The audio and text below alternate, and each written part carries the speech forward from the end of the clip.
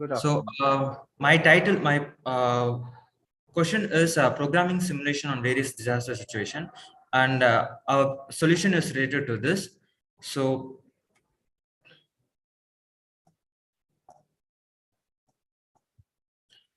okay, this project is for the NDRF people, for the people who rescue in when the natural disaster occurs. So we created this project prototype for them. So the description is disaster situation or threatening, highly dynamic, and with uncertain developments. It is difficult to predict the human behavior when it hit by disaster, as this depends on unknown and irrational factors. So NDRF has been experiencing such situations, especially while evacuating the areas predicted to be under influence of floods or cyclones. People do not want to leave anything behind, like livestock or their important stuff like that. So during the time of disaster, people do not want to leave anything behind livestock. This is one such example of unpredictable behavior that is far from science, so-called rational choice. To create awareness without stepping in disaster situations doesn't give much feel of realistic disaster situations. So one cannot train or experience that situation unless it occurs. So how come they are able to rescue people when it is a natural disaster has been occurred? So we have created a virtual reality environment to simulate those simulations. So our project is based on incremental innovation. Uh, Basically, since this is a prototype, so every in each organization they can be used for their own purposes.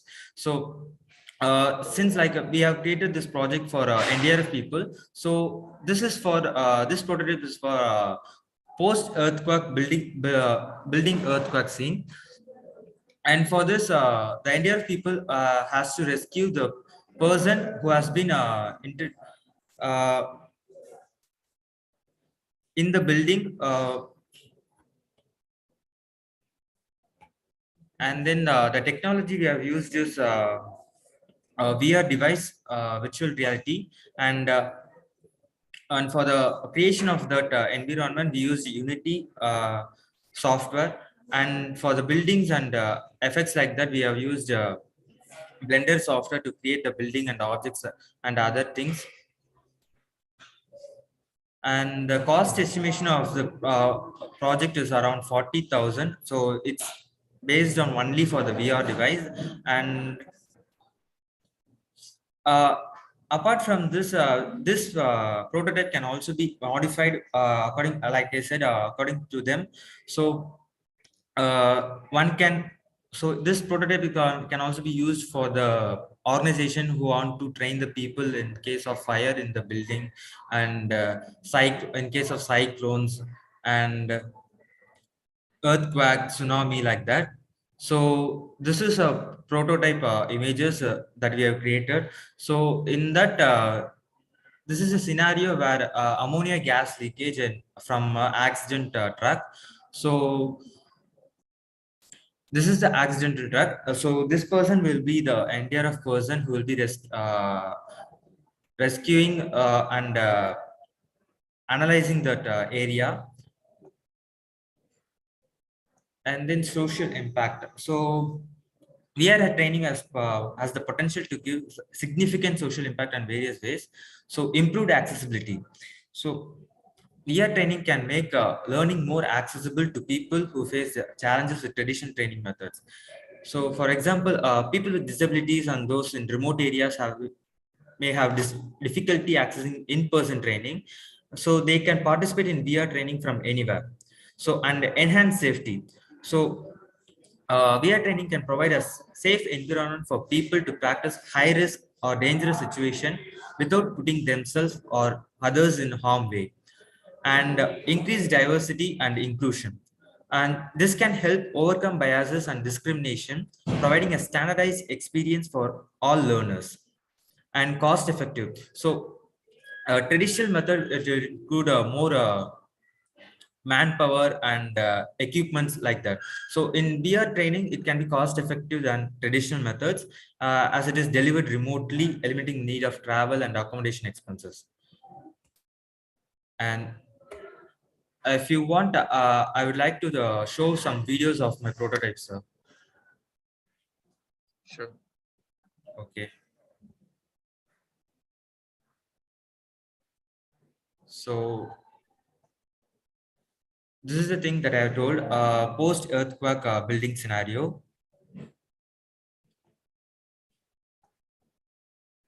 So this building is like, in this building only we have concentrated, the people will be stuck in that building. So one person will be the person who wear the VR device will be entered into this environment, and will be entered into the building and rescuing people.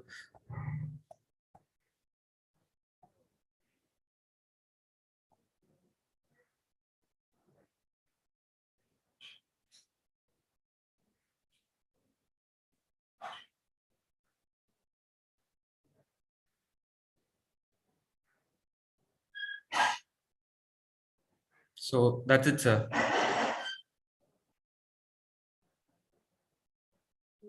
Okay. So I believe the presentation is over, right, Ranjit? Yes, sir. Okay. You could stop sharing your screen. Meanwhile, the jurors could start with the questions. Okay.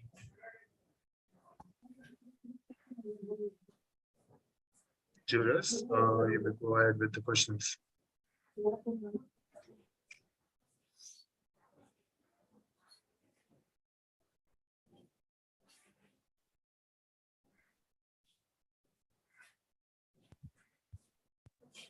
Okay. So, Ranjit, have you made such different scenarios?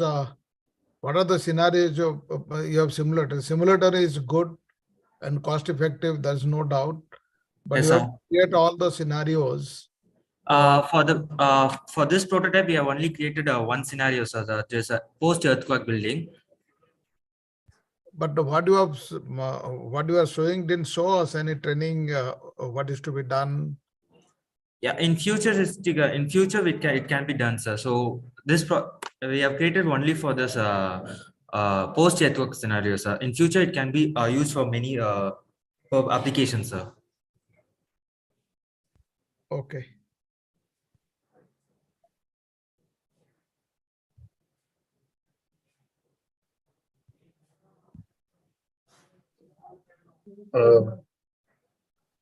And I believe any other jurors who would like to ask questions.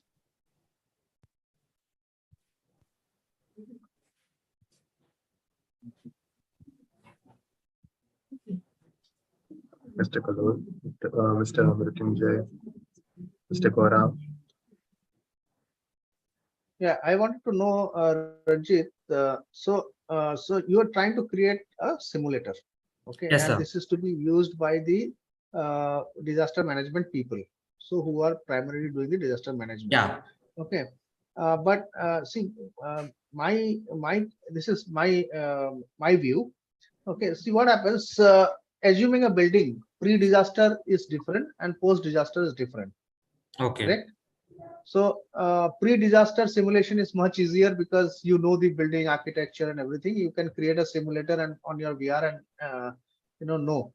But post-disaster, you really do not know what conduits are available to access those building and other things, right? Yes, So sir. how really this VR is going to help? If you could just help me understand. So we have created a simple building architecture. So for this, so if one can able to survive and rescue the people, so he can know what are the measures that he can do in the actual disasters, sir. So that's the main point of our creation. So what are the various scenarios you're catering for? Like basically what I'm trying to understand is, okay, there's a building damage and you're creating a VR for it. Yeah. So who are there in your team who can tell you how a building is going to be damaged, let's say in case of an earthquake or in case of a attack or in case of a fire? Are you catering for this kind of a different scenarios? So for this, we have created only for the earthquake, sir. Yeah. So I'm saying, even in earthquake, right? You will have Yeah. experts. Do you have anyone on your team who can guide you towards what is how the building is going to fall if the earthquake is of this scale, or if it is that scale, let's say scale 7, scale 8, scale 9, what is the kind of a damage that's going to be, and what kind of a building architecture can sustain, what kind of a building is it? Okay. Actually, the NDRF person who has guided us, so he told us to some scenarios, so how it will be occurring, so like that, sir. But for in this prototype, we didn't created how it will be occurring. We just created a building with collapsed walls, sir. Okay. No, I really like the idea. What I'm trying to say is there's a lot of work which can go on. So it should not look like that we have created a building and then we have just said, okay, this is how the damage is going to be. There Yeah. has to be a scientific way of you evaluating a damage of a building, like how it is going to Yeah. fall, right? Okay, sir. Yeah. I'm saying, have you taken those forces and this thing in account? No, sir. Winds, what are the wind state, what are the, I'm saying, if you go to someone in the architecture, probably you will understand what goes into a building design, and Okay. once you go into a design, you will also understand how it is going to fall, right? What is the kind of a Yeah. damage which is going to get? Okay, sir. Probably then your model will be much more realistic, and then training which you're talking about will be much more effective, because then you know exactly these are the various scenarios which I'm going to get. Obviously you will never get a perfect scenario, but Yes. at least you're better trained in handling uncertainty is a bit lesser in that. Yeah, sure. Yes, sir. Yeah. Thank you, sir. This is exactly what you get to know from experts. So Yes, sir. you need to train your model to be able to learn different situations, and maybe you give take an example. You take a large building, a very high rise building, simulated it, and then give say 10 situations. Okay, and the situations can be simulated by the NDRF, knowing that, okay, for example, it was a flood related collapse, or an earthquake related collapse, or a fire related damage. So they use one of those and try and see a near scenario. Exactly, it cannot be achieved, but a near scenario, so that the casualties can be minimized. Yes, sir. Even the rescue, like just Karol said, it's a multi-storied. Now, how are you going to rescue a floor 5 and a floor 10? How it is going to be? When they fall, what are the kind of damages which are likely to happen on each floor? Yeah. Okay, Absolutely. sir. Yeah. So I think there is some amount of work that you still need to do. I think this is a very good cause to work with, and we have seen the NDRF going to Egypt and Syria now. Our Indian NDRF, see if they had a simulators like this, and it's a completely different terrain for them. Conditions are completely different. The intensities of earthquakes were different. So Yes, sir. this could have maybe helped them. Yes. Thank you. Great. I Uh, think, do we have any more questions from the jurors? I'm good. Okay. Thank you, Ranjit. Thank you, sir. Thank you for your patience, and thank you for a nice presentation. And I think keep doing these works. And you have chosen a very interesting field. There's a lot to be done here, and you will do a lot of good to the society. Okay. Thank you, sir. Thank you so much. Have a good day, sir. Thank you,